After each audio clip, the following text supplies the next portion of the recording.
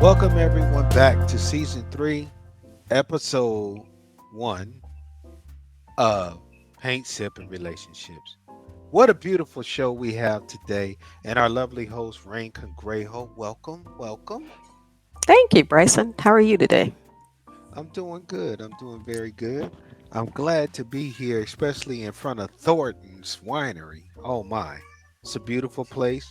Means a lot. Got the cats in the background loving it too. It's a beautiful place. That's how you know this is authentic right here because we got cats in the winery only in SL. All right. But today's topic is long distance love, advice for couples in long distance relationships, including communication tools and coping strategies. So, you and I are in a long distance relationship, and it's been very fruitful and very, very actually, I mean, good in so many ways, and it shows a lot of growth too. But I want to start with you. What are your thoughts on this? Well, it's not for the faint at heart, which is, I would say, is the number one thing. So, if you're not used to being alone a lot, or you need that person there in your presence, then of course, long distance relationships are not for those types of people. It takes a lot of give and take, and a lot of understanding. So, it's not easy, but it's fun. It's fun, and then too, I think too, if you have the element of when you guys actually meet, that makes those meets even more, important.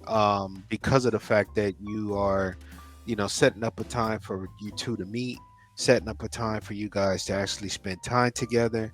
So that whole, build up to the actual date and then spending time with each other, being in the same space with one another. Um, it's definitely something that is, like you said, it's, I guess for me, just to be upfront about it, it's one of those things where regardless of it long distance or not, you still share the same attributes, the same attitude that you would as if it was not a long distance relationship and just a relationship where you guys are seeing each other all the time. Hmm. The principles play a part in it. Now, again, this goes back to other seasons where we talked about boundaries and putting Hmm. everything on the table. With me and you, when we first started, it was one of those things where we put it all out on the table. Here's what we like, here's what we don't like, here's what we're, open to, here's what we're not open to. Hmm. And I'm not going to even lie because it's a running thing for me and you, and you always bring it up to me that the first thing popped out my mouth was, "Are we SL? Are we RL or both? Like, what are we?" I ain't even I ain't even have a landmark to your place, right? It's almost comparable to I don't even have your phone number, and I'm already talking about yes, so are we SL or RL? Because hey, I just want to know. Like, you just want to get that out the way, you know. But I think that it's a beautiful thing when you guys can really put everything out there, and then once you set the standard, stick to it. Hmm. Because it's one thing to say, yeah, and oh, I'm with that. And then all of a sudden, it's almost like you get the job, and then all of a sudden, now the true person come out. You said all the right answers for the interview, but now it's day three or week three at this place, and now you're starting to show what you really about.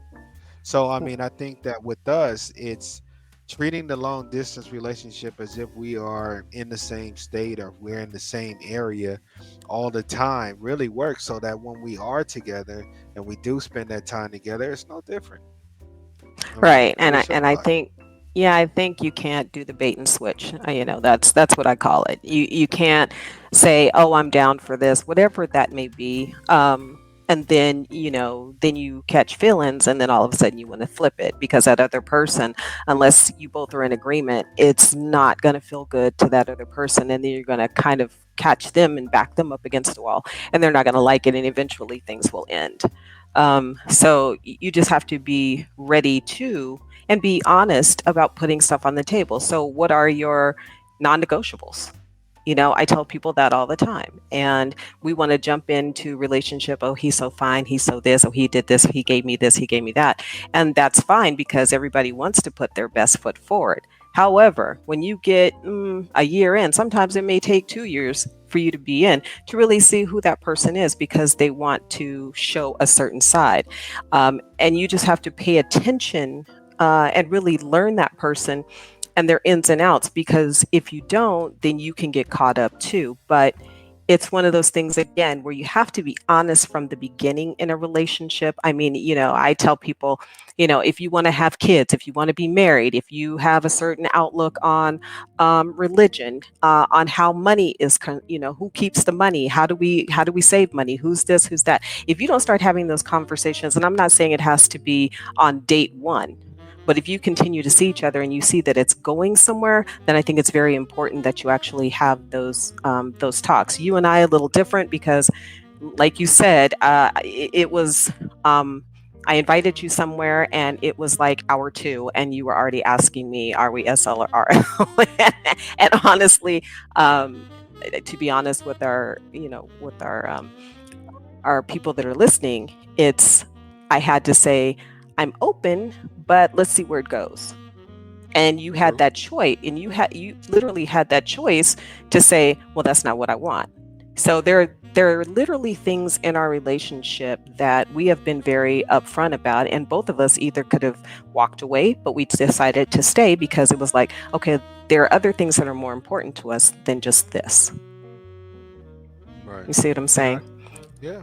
Yeah, I agree. I mean, I feel like a lot of times we go in with a checkbox and we want to make sure all these boxes are checked, but we're not willing to actually look and see where's the flexibility, Right, right? Just because you got a checkbox and you want all these boxes checked doesn't mean that there may be some give and take.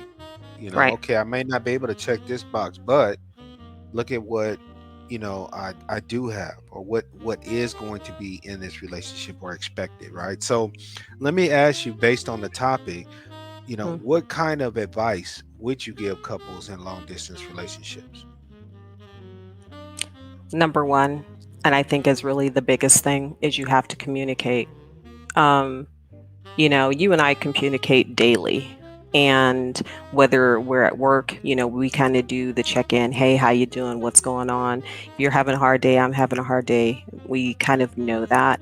But really kind of keeping that open communication. But I also think is really having a safe place to where you can actually be vulnerable with each other and you can talk things out. I mean, you and I have had some doozy of conversations, but we needed to have those conversations. But it was in a safe place where we felt okay to do that, and realizing that neither one was right or wrong. It was just a difference of opinion, and how do we come together and fix that? Most people want to say, oh, we got into an argument, let's call it, I'm over this, I'm over that, and don't want to put in the work. But what you got to understand is, even being in love, it's not like you're going to like each other, but then you have to lean back on that love for each other and then say, okay, is this worth it? I got in this relationship. Did I really get in this relationship to a week later, 3 months later, 6 months later to get out of it? Is that what I did? Or am I going to try and make it work?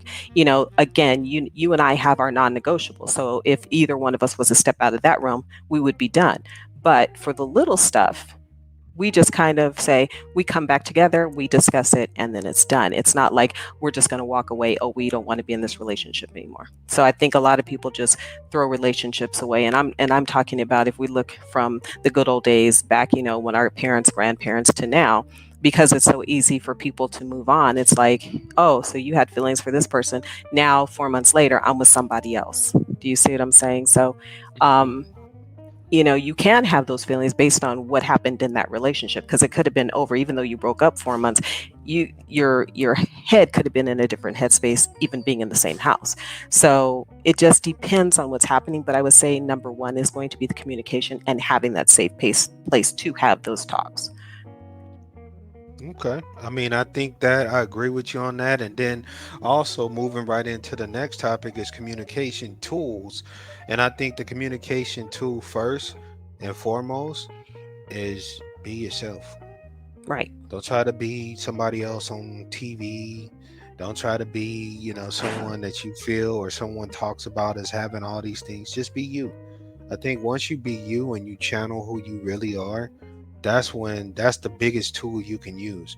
Yeah, I would say you have the telephone, you have Facebook, you have different means, but what about the good old pen and paper? Right. What about your heart?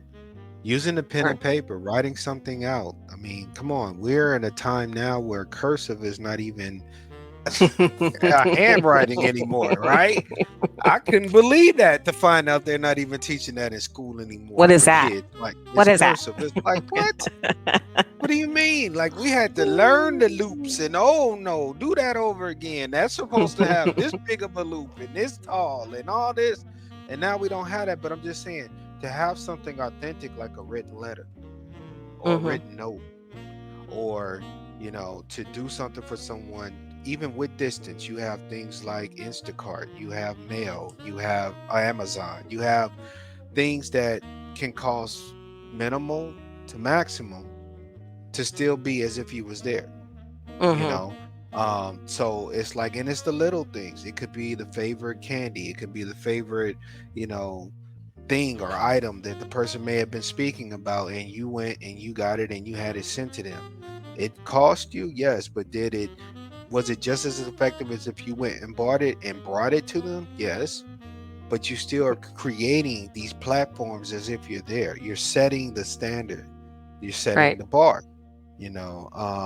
And as far as coping with strategies, I mean, I think the biggest thing is, any relationship is going to have their challenges. This is just another challenge with the distance. Mhm. But the thing about it is how you approach it. In my mind, is how you approach it. If you approach it as if it's a real relationship where I'm with this person, where I can see them when I want, then all those factors play in a part of it, right? So, in other words, I'm not going to the club. I got a girl. What I'm gonna be at the club for? Unless I'm hanging with my boys, and that's very seldom, you know. And we're going to a sports event or something. That's one thing. But for me personally, I ain't in no club. When I'm on SL, if you see me, most likely you see rain. That's just how we roll, right? That's just what it is. If you see me by myself, rain is going to be there in some sort of fashion, right? And it's the same with her. If she's doing work or doing something, I'm just as supportive of her as she is of me, right? But these are the things that you mimic in real life as well. So it's like, you know, the biggest thing that you can have when it's a long distance relationship is, that window of time that you guys are going to have is going to be minimal. So you may have a whole long list of things you want to do once we see each other, once we hang out, but you only got 24 hours in a day and you only got so much time that you're going to be there. What's the biggest thing you can do? Be in that space with that person. Mhm. Because we can And I always go to the movies, but that's 2, 3 hours of just not even talking with each other and watching a film.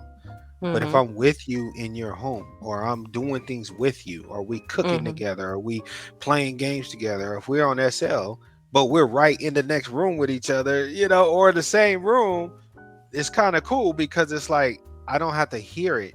I can actually Mhm. see it. So now when I'm far away and I hear certain things that you do, I already can picture it because I've been there with you. I know. I Mhm. know what your office space is like. I know what, when the distance from here to there. You know what I mean? So it's like these are the things that makes it more meaningful, in my mind. Just saying. Right. And one thing I'd like to say is I don't believe in challenges. What I see them as is opportunities. So, most people would think, oh my God, this is a challenge. No, it's an opportunity for you to think outside of the box and what can you do instead of what I can't do. And I think that's where people get caught up and they have these limiting decisions, and I don't know where it came from, but understand that if something, it doesn't even have to be in a relationship, it could just be in daily life, that if something is a challenge, look for the opportunity in that and take it. And, you can literally turn that around really quick. Awesome. I agree. Well, I mean, hopefully this gives some insight to some of the topics. We have a lot of topics that came in, so we definitely appreciate that and we'll address them one by one. So definitely, definitely, again, thank you so much for tuning in, being supportive. of Paint Sipping Relationships. Major shout out to the Factor Catcher podcast. They reached out to us and they definitely, Tay, Blindside, appreciate you showing your support of the show and everything. And again, if you are on podcasts on Spotify, check her out as well, her and her son. And again, we'll be back with, again, beginning of episode 3 with season 2 coming up next. Rain, anything you want to say before we end this one? No, can't wait to see you in the next one. All right, I'm gonna give me some wine from over here. Wine. They got more than wine, y'all, but I'm just saying, look, this is a beautiful place. So, all right, well, until next time, we'll catch you later. Yeah, see you later. Bye.